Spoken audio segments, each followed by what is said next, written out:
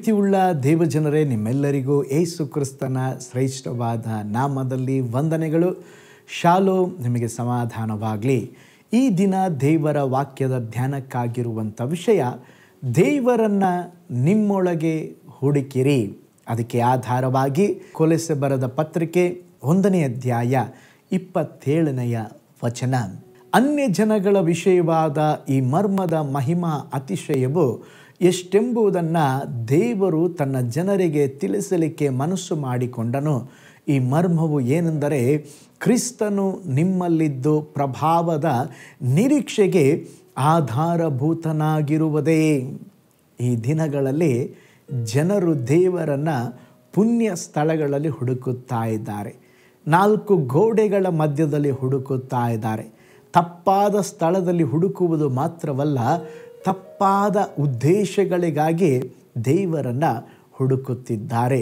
ನೋಡ್ರಿ, ಮನುಷ್ಯನು ಕರ್ತನನ್ನು ಅನೇಕ ಸ್ಥಳಗಳಲ್ಲಿ ಹುಡುಕ್ತಾನೆ, ಆದರೆ ಕರ್ತನು ತನ್ನ ವಾಸ ಸ್ಥಳವನ್ನು ಮನುಷ್ಯರ ಮಧ್ಯದಲ್ಲೇ ಇಟ್ಟಿದ್ದಾನೆ. ನಾವೇ ಕರ್ತನ ವಾಸಸ್ಥಳ. ಕರ್ತನು ನಮ್ಮಲ್ಲಿ ವಾಸವಾಗಿದ್ದಾರೆ.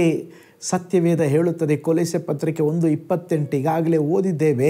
ನಿಮ್ಮಲ್ಲಿರುವ ಕ್ರಿಸ್ತ ಯೇಸು ಮಹಿಮೆಯ ನಿರೀಕ್ಷೆಯಾಗಿದ್ದಾರೆ.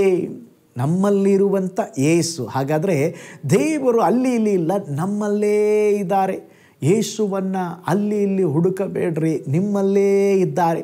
ಕರ್ತನು ನಮ್ಮೊಳಗೆ ಇದ್ದಾರೆ. ನಾವು ಪ್ರಾರ್ಥಿಸುವಾಗ ಆತನು ನಮ್ಮ ಬಳಿ ಬರುವರು.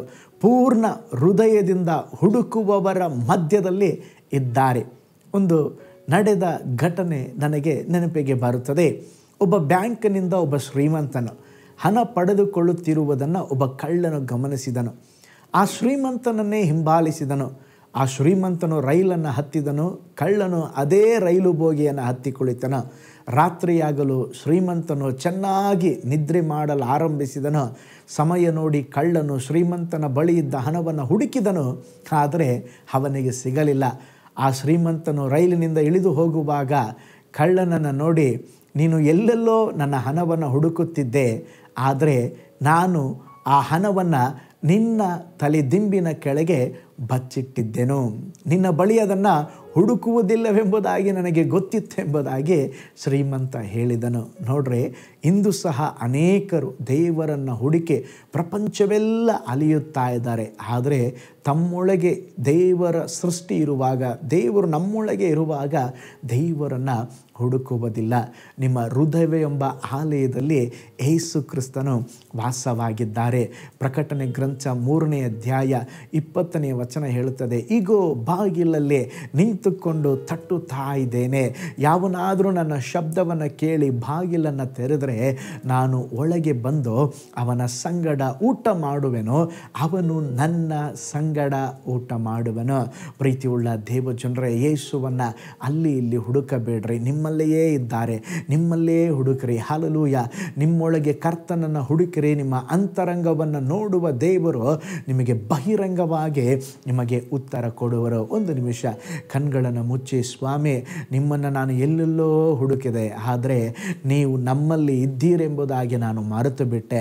ನನ್ನ ಹೃದಯದಲ್ಲಿ ಇದ್ದೀರೆಂಬುದಾಗಿ ನಾನು ಮರೆತು ಬಿಟ್ಟೆ. ಯೇಸುವೆ, ನನ್ನ ಹೃದಯದ ಬಾಗಿಲನ್ನು ತೆರೆದಿದ್ದೇನೆ. ನನ್ನ ಹೃದಯದ ಬಾಗಿಲ ಒಳಗೆ ಬಾ ಸ್ವಾಮಿ, ನನ್ನೊಡನೆ ವಾಸ ಮಾಡು, ನನ್ನ ಜೀವಿತವನ್ನು ಆಳ್ವಿಕೆ ಮಾಡೆಂಬುದಾಗಿ ಒಪ್ಪಿಸಿಕೊಡ್ರಿ. Hallelujah, hallelujah. ಪರಲೋಕದಲ್ಲಿ ವಾಸ ಮಾಡುವ ನಮ್ಮ ತಂದೆಯಾದ ದೇವರೇ, ಈ ಸುಂದರವಾದ ಹೊಸ ದಿನಕ್ಕಾಗಿ, ಬೆಳಗಿನ ಸಮಯಕ್ಕಾಗಿ ನಿನ್ನ ನಾಮವನ್ನು ಘನಪಡಿಸ್ತೇವೆ. ದೇವರೇ, ನೀವು ನಮ್ಮೊಳಗೆ ವಾಸ ಮಾಡುವ ದೇವರು. ಅಪ್ಪ, ನಿಮ್ಮನ್ನು ಅಲ್ಲಿ ಇಲ್ಲಿ ಹುಡುಕದೆ ದೇವರೇ, ಅಪ್ಪ, ನಮ್ಮ ಒಳಗಡೆನೇ ಸ್ವಾಮಿ ನಾವು ಹುಡುಕಿಕೊಳ್ಳುತ್ತಾ ನಿನ್ನನ್ನು ಧ್ಯಾನಿಸುವಂತೆ, ನಿನ್ನ ನಾಮವನ್ನು ಜಪಿಸುವಂತೆ ನಮಗೆ ಸಹಾಯ ಮಾಡಿರಿ. ಈ ವಿಡಿಯೋ ವಾಚ್ ಮಾಡಿದ ಪ್ರತಿಯೊಬ್ಬರನ್ನು ಬ್ಲೆಸ್ ಮಾಡಿರಿ. ಈ ದಿನ ನಿನ್ನ ಮಕ್ಕಳಿಗೆ ಜಯಕರವಾಗಿರಲಿ. ಈ ದಿನ ನಿನ್ನ ಮಕ್ಕಳು ಮಾಡುವ ಎಲ್ಲ ಕೈ ಪ್ರಯಾಸಗಳು ಬ್ಲೆಸ್ ಮಾಡಿರಿ. ಪ್ರಾರ್ಥನೆ ಕೇಳಿದ ಪ್ರೀತಿಗಾಗಿ ಸ್ತೋತ್ರ.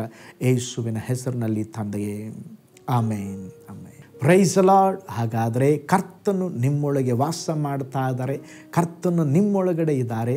ಆ ದೇವರನ್ನು ನಿಮ್ಮಲ್ಲೇ ಹುಡುಕಿರಿ. ಕರ್ತನು ನಿಮ್ಮನ್ನು, ನಿಮ್ಮ ಕುಟುಂಬವನ್ನು ಬ್ಲೆಸ್ ಮಾಡಲಿ. ನಾಳೆ ಮತ್ತೊಂದು ದೈನಂದಿನ ಜ್ಞಾನದಲ್ಲಿ ನಾನು ನಿಮ್ಮನ್ನು ಸಂಧಿಸ್ತೇನೆ. ನಾನು ನಿಮ್ಮ ಪ್ರೀತಿಯ ಸೇವಕ pastor Paul Joy. God bless you all.